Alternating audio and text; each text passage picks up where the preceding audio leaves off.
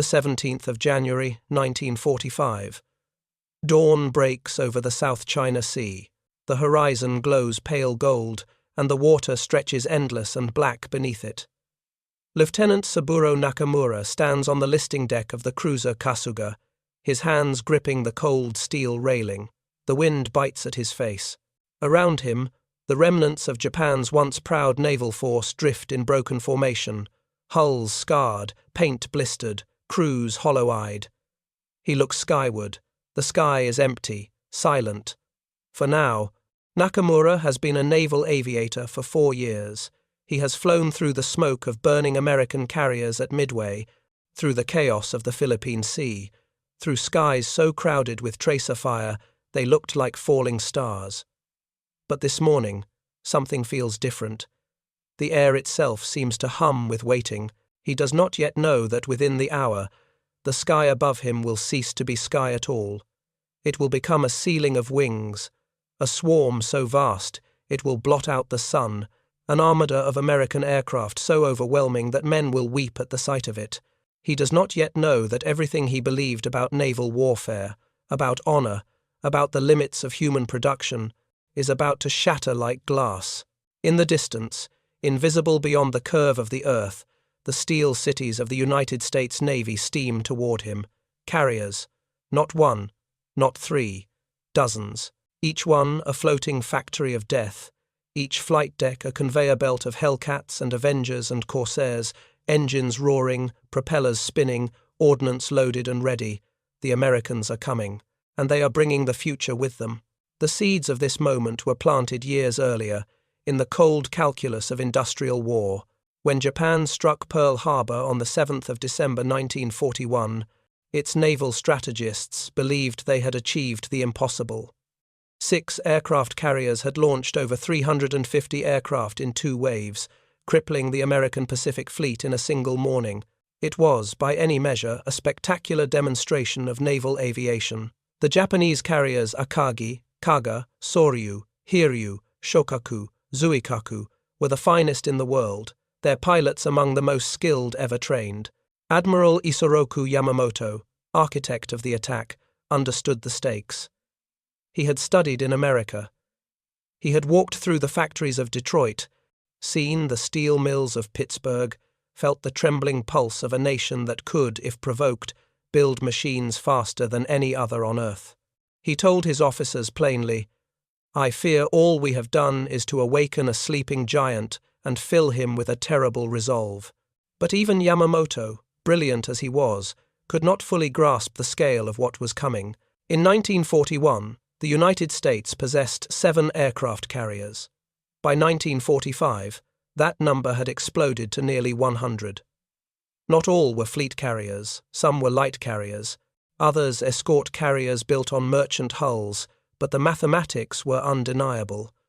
America was not simply building ships, it was industrializing war itself, turning steel and labor into floating airbases at a pace that defied comprehension. The Essex-class fleet carriers alone, 24 of them commissioned during the war, each carried up to 90 aircraft.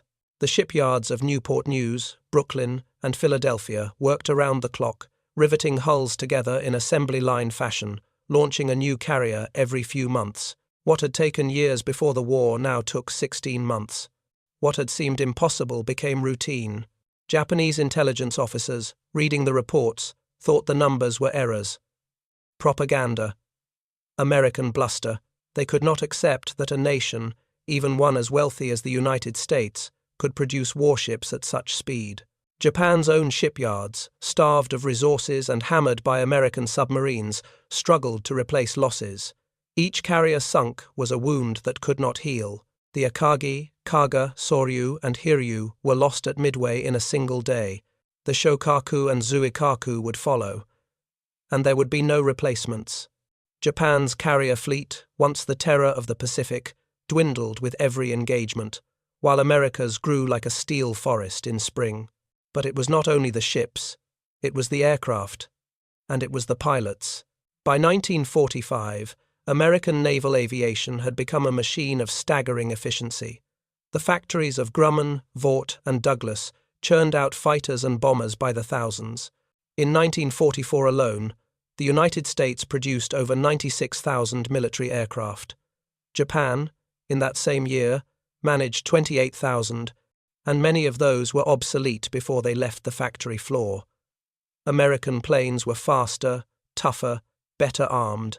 The F-6F Hellcat, introduced in 1943, achieved a kill ratio of 19-1 against Japanese aircraft. 19-2-1. It was not a battle. It was an execution. And the pilots. American naval aviators were trained in vast programs that funneled thousands of young men through flight schools every month. They trained on surplus aircraft in calm skies over Texas and Florida, logging hundreds of hours before they ever saw combat. They were well-fed, well-rested, rotated out of combat zones for leave. Japanese pilots, by contrast, were irreplaceable. Early in the war, Japan's carrier pilots were among the best in the world, veterans with thousands of hours of flight time. But as the war ground on and those veterans died shot down over the Coral Sea, over Midway, over Guadalcanal, there were no replacements. Japanese training programs, starved of fuel and aircraft, rushed novices into combat with barely 100 hours of flying time. Some had never landed on a carrier. Some had never fired their guns. They were lambs sent to slaughter, and they knew it. This was the logic of industrial war. This was the equation that Japan had underestimated, and now, in the skies over the South China Sea, that equation was about to manifest in its most terrifying form. The Japanese sailors expected a fight. They expected American carriers. Yes, perhaps 3, perhaps 4. They expected air raids, dogfights, the familiar chaos of carrier warfare. What they did not expect, what they could not have imagined, was the sight that greeted them at 0847 hours on that January morning. The first spotter saw them through binoculars. A formation on the horizon.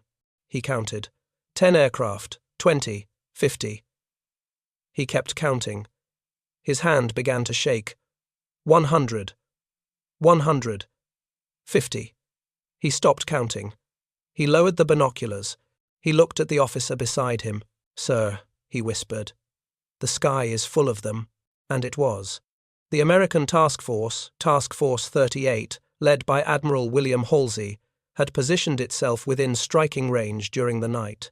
It consisted of 16 fleet carriers and 6 light carriers, escorted by a screen of battleships, cruisers, and destroyers. From the decks of those carriers, beginning at dawn, the Americans launched wave after wave of aircraft. Not in the measured sequential launches that naval doctrine prescribed, but in a coordinated mass strike that resembled less an attack and more an industrial process. Flight decks roared, catapults fired, planes lifted off one after another, circling, forming up, filling the sky like starlings in migration. The Japanese lookouts watched in disbelief. They had seen American carrier strikes before 30 planes, 50 planes, even 100 in a major engagement. But this was different. This was not a strike. This was a sky turned solid with wings, Hellcats, Corsairs, Avengers, Helldivers, over 300 aircraft in the first wave alone, and more launching behind them. The sound reached the Japanese ships before the planes did, a low thunder that grew and grew until it drowned out the wind, the waves, the pounding of hearts. Lieutenant Nakamura, standing on the deck of the Kasuga, tilted his head back and stared. The formations passed overhead in layers, stacked at different altitudes, each group moving with mechanical precision. The fighters flew high, weaving in loose formations. The dive bombers flew lower, heavy with ordnance.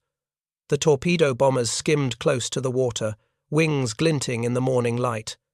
It went on and on. For 10 minutes, the sky above him was nothing but American planes.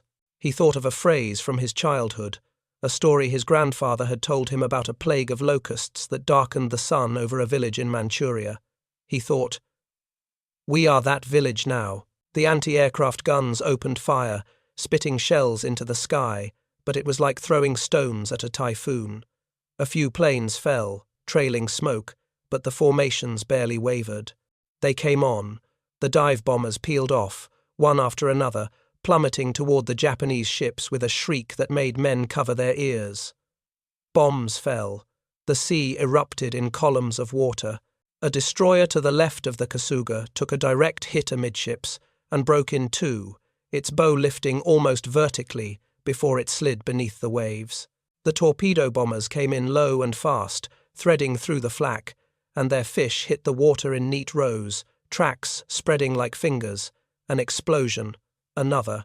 The cruiser Oyodo, pride of the fleet, shuddered and listed, black smoke pouring from her side. And still the planes came. The second wave. The third. As fast as the carriers could launch them, they came. The Americans had refined the process to an art. Each carrier operated as a single organism, its crew trained to turn around aircraft in minutes, rearming, refueling, launching again. The Japanese had nothing to compare. Even at their peak, even at Pearl Harbor, Japan's 6 carriers had needed careful coordination, long preparation times, and meticulous planning to launch their strikes. The Americans did it as routine. They did it while eating breakfast. By noon, the Japanese task force was shattered. Ships burned. Survivors clung to wreckage. The sky, still full of circling aircraft, seemed to mock them. Lieutenant Nakamura, pulled from the water by a rescue boat, sat shivering in the bottom of the boat and stared at the horizon. He did not speak. None of them spoke. What was there to say? They had been taught that the samurai spirit, the will to fight, the purity of purpose, could overcome material disadvantage. They had been taught that Bushido was stronger than steel. But you cannot fight the sky. You cannot sink a horizon made of wings. In the weeks and months that followed, this scene repeated itself across the Pacific. At Iwo Jima, at Okinawa, in the waters off the Japanese home islands, American carrier groups operated with impunity, launching strikes of such size and frequency that Japanese forces simply stopped trying to resist. There were no planes left to intercept, no ships left to fight. The kamikazes, those desperate young men turned into guided missiles, managed to damage some American ships, but even kamikaze attacks required aircraft, and Japan was running out. The sky belonged to the Americans, completely, utterly, forever. The symbol, if there was one, was the aircraft carrier itself. Before World War II, carriers were considered auxiliary vessels, support ships for the real muscle of the fleet, the battleships. But the Americans, with their usual pragmatism, saw a different truth. They saw that aircraft could strike farther, faster, and harder than any gun. They saw that the carrier was not a support vessel. It was the fleet. Everything else, the battleships, the cruisers, the destroyers, existed to protect it. And so they built carriers. Lots of them. More than anyone thought possible. More than anyone thought necessary. The carriers became symbols of American industrial power, but also of something deeper. Each one was a city, a self-contained world of 2,000 men, hangars full of aircraft, fuel tanks carrying millions of gallons of aviation, gasoline, magazines stacked with bombs and torpedoes. Each one was a statement.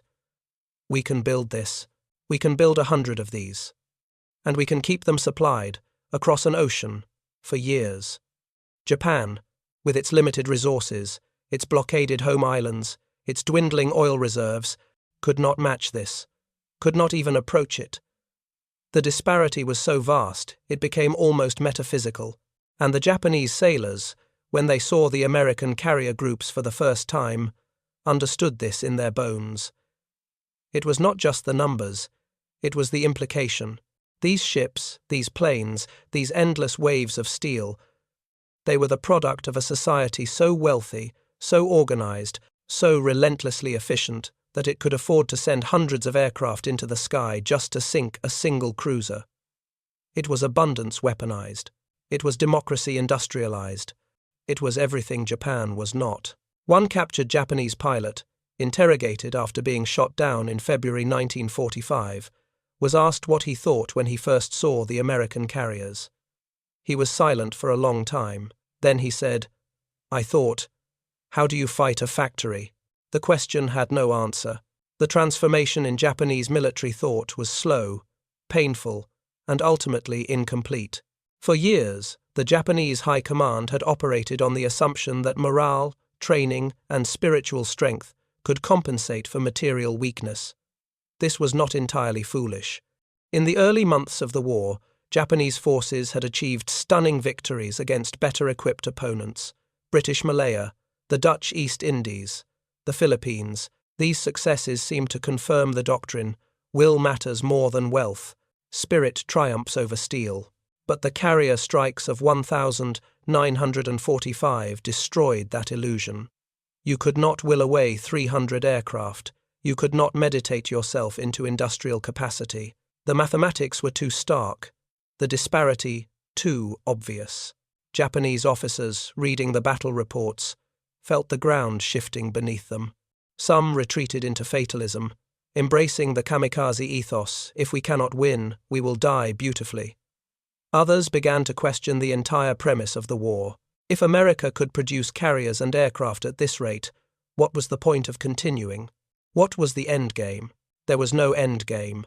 There was only the sky, full of American planes, and the sea, full of American ships, and the slow, grinding realization that Japan had gambled everything and lost. In Tokyo, as the war entered its final months, military planners drew up increasingly desperate scenarios.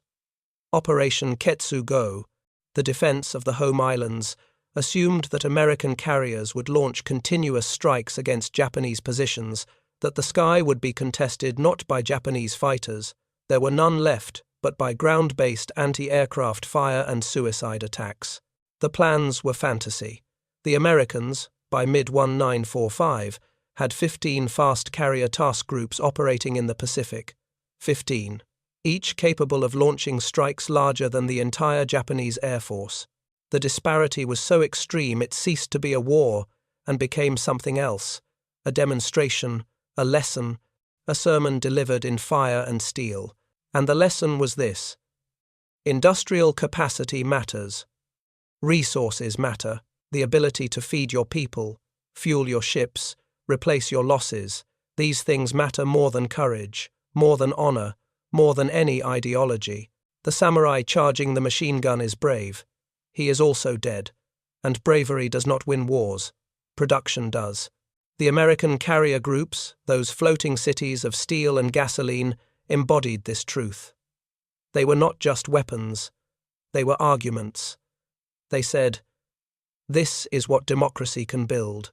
This is what free labor, organized efficiently, can achieve. This is what you are fighting. And when the Japanese sailors looked up and saw the sky filled with wings, they understood the argument. They did not accept it. Acceptance would come later, after the surrender, after the occupation, but they understood it. They understood that they had been fighting not an enemy, but a system, and the system had won. One object recurs in the accounts of Japanese survivors: the sight of American aircraft being thrown overboard. After the major strikes, as the carriers turned back toward their supply bases, damaged aircraft that could not be repaired were simply pushed off the flight decks into the sea. Hellcats with bent landing gear, Avengers with cracked wings, planes that, in the Japanese Navy, would have been cannibalized for parts, repaired by hand, kept flying through sheer ingenuity. These were treated as disposable. The Americans had more. They always had more. One Japanese officer, watching through binoculars from a distant island, saw an American carrier crew shove 3 fighters off the deck in quick succession to make room for incoming planes. He said later, "I felt sick, not because of the waste, because I realized we could never win. They throw away in an afternoon what took us a year to build." This was the symbolism of abundance. The Americans did not hoard. They did not scrimp. They did not make do. They built so much, so fast, that waste became irrelevant. And this, more than any tactical victory, more than any battle, broke the Japanese spirit. You can fight an enemy who is stronger. You can fight an enemy who is larger. But how do you fight an enemy who does not even notice when you destroy his equipment, because he has so much more waiting in reserve? The carriers became a recurring image in Japanese war diaries and memoirs. Over and over the same phrases appear. Endless carriers, the sky filled with planes. We could not count them all. The sheer scale overwhelmed the language available to describe it. Metaphors failed. Men resorted to religious imagery, plagues, apocalypses, divine punishment. Lieutenant Nakamura, in his diary, wrote, "I saw the end of the world today. It had propellers. The epilogue came not on a battlefield, but in a harbour, the 2nd of September, 1945. Tokyo Bay. The USS Missouri, an Iowa-class battleship, sits at anchor, surrounded by dozens of ships, carriers, cruisers, destroyers, all flying the American flag. On the deck of the Missouri, Japanese officials in formal dress stand stiffly, waiting to sign the instruments of surrender. Above them, the sky is filled with aircraft, not attacking, just flying, circling. 400 carrier-based planes, launched from the carriers offshore, forming a moving umbrella over the ceremony. The roar is constant, overwhelming, inescapable. It is a display, a reminder, a final lesson. General Douglas MacArthur, presiding over the ceremony, keeps his remarks brief. But the planes above him speak louder than any words. They say, "This is why you lost. This is what you fought. This is the future." One of the Japanese signatories, Foreign Minister Mamoru Shigemitsu, looks up briefly at the planes overhead. His face is unreadable, but later, in his memoirs, he will write, "I understood then that the war had been lost, not on any battlefield, but in the factories of Detroit and the shipyards of Newport News. We should have fought industry. The American carriers, those steel cities, those floating factories, had delivered not just bombs and bullets, but a philosophical defeat. They had proven that war was no longer a contest of wills, but a contest of systems. The side that could produce more, faster, cheaper would win. Always, the side that could turn its entire society into a machine, that could mobilize every factory and every worker, that could build carriers the way Ford built cars, that side would inherit the earth. And so they did. In the years after the war, as Japan rebuilt under American occupation, young Japanese men who had served in the Navy struggled to explain what they had seen to those who had not been there. The carrier strikes, the endless planes, the sky turned dark, the words felt inadequate. How do you describe the moment when your entire understanding of war, of power, of the possible, is shattered? How do you tell someone that you looked up and saw not the sky, but the future, and it was terrifying? Some did not try.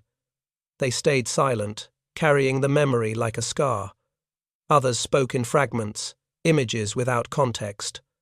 "The sound," one veteran said, "it never stopped. Even after the planes were gone, I could still hear them."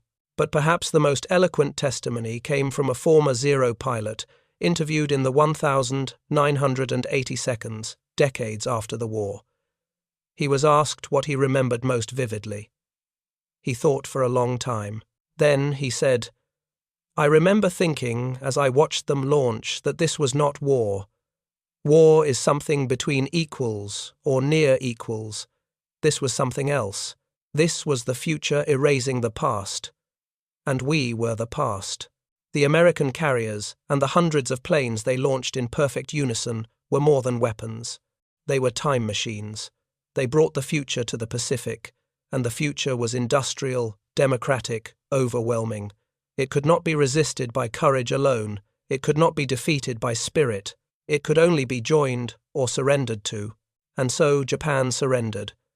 And the sky, finally, grew quiet. But the lesson remained, written in steel and smoke across the wide Pacific. In the wars of the 20th century, the factory floor is the battlefield, the assembly line is the front, and the nation that can build the most, the fastest, with the greatest efficiency, will watch its enemies look up in despair as the sky goes dark with wings, and understand, too late, that they were never fighting planes. They were fighting the future, and the future cannot be stopped.